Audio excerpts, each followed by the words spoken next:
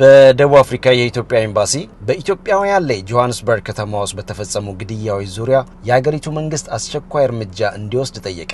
የጸጥታ ስጋት ባሉባቸው አካባቢዎች ልዩ ጥበቃ እንዲያደርግና ግድያውን እየፈጸሙ ባሉ አካላት ላይ አስቸኳይ ምርመራ እንዲያደርግና የምርመራውን ውጤት እንዲገልጽ መጠየቁ ተገልጿል። ኤምባሲው ግፈኞች በኢትዮጵያውያን ላይ በፈጸሙት ግድያና በደል ጥልቅ ሐዘን እንደተሰማው ገልጿል። ኤምባሲው ሰሞኑን ስንት ኢትዮጵያውያን እንደተገደሉ ባይገልጽም በቅርብ ቀናት 4 ኢትዮጵያውያን እንደተገደሉ የአገሪቱ የዜና ምንጮች ዘግበው ነበር። ከቅርብ ጊዜ ወዲህ በአገሪቱ ውስጥ የውጭ ዜጎች በተለይም የጥቁር አፍሪካዊ ስደተኛ ጠል እንቅስቃሴ መበራከቱን የጠቀሰው ኤምባሲው ግድያዎቹ ከዚሁ ጋር የተያያዘ ሊሆን እንደሚችል ጠቁመዋል። ለችግሩ መፍትሄ እስኪገኝ ድረስ በአገሪቱ ውስጥ የሚኖሩ ኢትዮጵያውያን ከወትሮ በተለየ መልኩ እርስ በርስ እንዲተባበሩ ኤምባሲው መልእክት አስተላልፏል።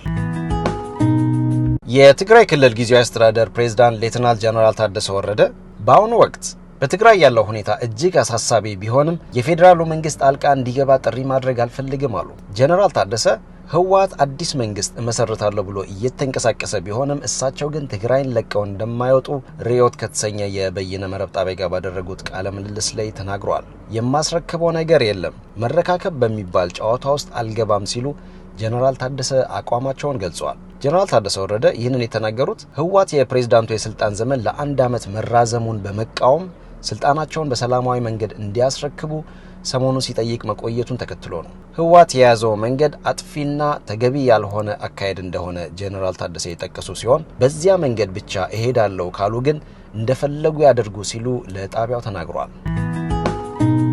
ዳንጎቴ የነዳጅ ማጣሪያ ኩባንያ በቀጥታ ለኢትዮጵያ አየር መንገድ የአውሮፕላን ነዳጅ ማቅረብ ጀመረ። የናይጄሪያን የነዳጅ ፍላጎት ማሟላት የቻለው ዳንጎቴ ከቅርብ ጊዜ ወዲህ ለበርካታ የአፍሪካና ዓለም አቀፍ ገበያዎች የአውሮፕላን ነዳጅ እንዲሁም ናፍጣና ቤንዚን ማቅረብ መጀመሩን የዘገበው ቢዝነስ ኢንሳይደር ድረገጽ ነው። ለኢትዮጵያ አየር መንገድ በቀጥታ ነዳጅ ማቅረብ በመጀመራችን ኩራት ይሰማናል ያሉት የዳንጎቴ ማጣሪያ ከፍተኛ የስራ ኃላፊዎች በሙሉ አቅሙ በቀን 24 ሚሊዮን ሊትር የአውሮፕላን ነዳጅ እያመረተ የሚገኘው ኩባንያው ለሌሎች በርካታ አፍሪካ ሀገራት ነዳጅ በተመሳሳይ በቀጥታ ማቅረቡን እንደሚቀጥል መናገራቸውን የዜና ምንጩ ጠቅሷል። ዳንጎቴ የአውሮፕላን ነዳጅ ለኢትዮጵያ አየር መንገድ ማቅረብ የጀመረው በመካከለኛው ምስራቅ ጦርነት ሳቢያ አየር መንገዱ የአውሮፕላን ነዳጅ እጥረትና የዋጋ ውድነት ባጋጠመው ወቅት ነው።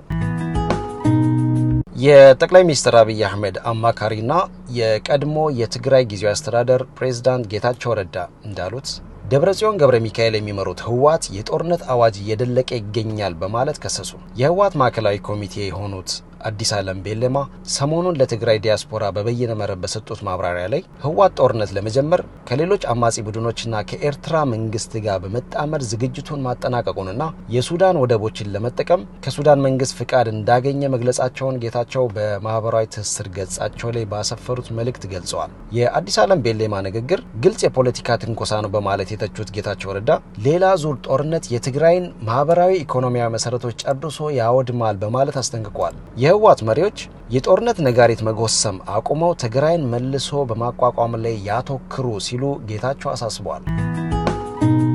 የአማራ ክልላዊ መንግስት ለህወሓት ሊተላለፍ የነበረ 18 በርሜል ነጭ ጋዝ ሰሜን ወሎ ዞን ራያ ቆቦ ወረዳ ላይ በቁጥጥር ስር አውያለሁ አለ። በህገወጥ መንገድ ነጭ ጋዙን ለህወሓት ለማድረስ በሌሊት ሲንቀሳቀስ የነበረው ታታ ተብሎ የሚጠራው የጭነት ተሽከርካሪ መሆኑን የጠቀሰው የክልሉ መንግስት ኮሚኒኬሽን ቢሮ ነው። ተሽከርካሪው በቁጥጥር ስር የዋለው ኬላ ላይ በተደረገ ጥብቅ ፍተሻ መሆኑን ገልጿል። የትግራይ ጊዜያዊ አስተዳደር ለወራት ለትግራይ የነዳጅ አቅርቦት እንደተቋረጠ በተደጋጋሚ የገለጸ ሲሆን የፌዴራሉ መንግስት በበኩሉ ወደ ትግራይ ነዳጅ እንዳይገባ ገደብ የጣለው ህወሓት ለዳግም ጦርነት ዝግጅት እያደረገ ነው በሚል ምክንያት መሆኑን እንደገለጸ የጊዜያዊ አስተዳደሩ ፕሬዝዳንት ጀነራል ታደሰ ወረደ ከቀናት በፊት ተናግረው ነበር።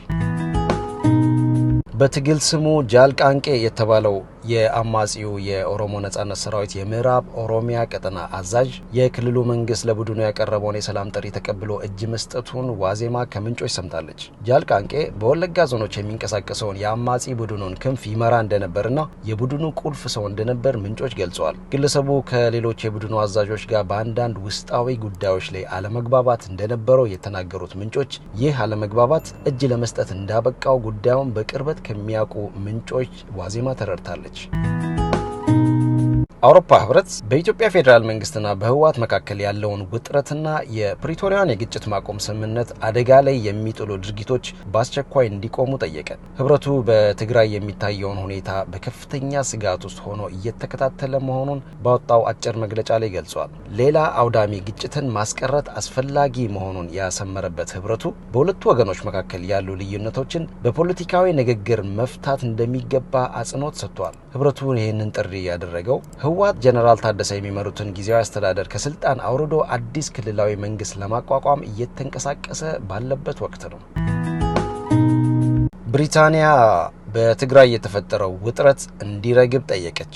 የኢትዮጵያ ፌዴራል መንግስትና ህወሓት በተፈራረሙት ዘላቂ የግጭት ማቆም ስምምነት አተግባበር ዙሪያ በአስቸኳይ ንግግር እንዲጀመር በኢትዮጵያ የብሪታንያ ኤምባሲ ባወጣው አጭር መግለጫ ላይ ጥሪ አድርገዋል። ኤምባሲው በትግራይ ያለውን ሁኔታ በቅርበት እየተከታተለ መሆኑን የጠቀሰው ኤምባሲው ከግጭት ማቆም ስምምነቱ ማዕቀፍ ወይም መንፈስ ውጭ የሆኑ ድርጊቶችን እንደማይደግፍ ገልጿል።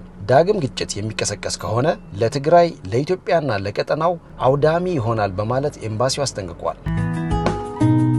ድንበር የለሹ የጋዜጠኞች ቡድን ባወጣው የተያዘው የአውሮፓውያን ዓመት የፕሬስ ነጻነት ደረጃ ለኢትዮጵያ ከ180 አገራት 148ኛ ደረጃ ሰጣት። ድርጅቱ ለአገሪቱ ከ100 የሰጣት ነጥብ 34.66 ነው። በዚህ መሰረት አገሪቱ አምና ከሰጣት ደረጃ የዘንድሮ ደረጃዋ በ3 ነጥብ አሽቆልቁሏል። በዘንድሮ የድርጅቱ የፕሬስ ነጻነት ምዘና ኢትዮጵያ በፖለቲካ መመዘኛዎች ከ126.44 የሰጣት ሲሆን በጸጥታ መመዘናዎች ደግሞ 26.93 አግኝታለች። በአንጻሩ በኢኮኖሚ መመዘኛዎች 34.84፣ በህግ መመዘኛዎች 48.85 እንዲሁም በማህበራዊ መመዘኛዎች 36.26 አግኝታለች። በፖለቲካዊ መመዘኛዎች አገሪቱ ከአምናው በ5 ነጥብ ያክል ያሽቆለቆለች ሲሆን በጸጥታ ደግሞ ከ2 ነጥብ በላይ አሽቆልቁላለች። ከአምናው አንጻር ኢትዮጵያ ከአምስቱ መመዘኛዎች በጣም በጥቂት ነጥብ መሻሻል ያሳየችው በኢኮኖሚ መመዘኛዎች ብቻ ነው። ሶማሊያ 126ኛ፣ ኡጋንዳ 131ኛ፣ ደቡብ ሱዳን 118ኛ፣ ሱዳን 161ኛ፣ ኬንያ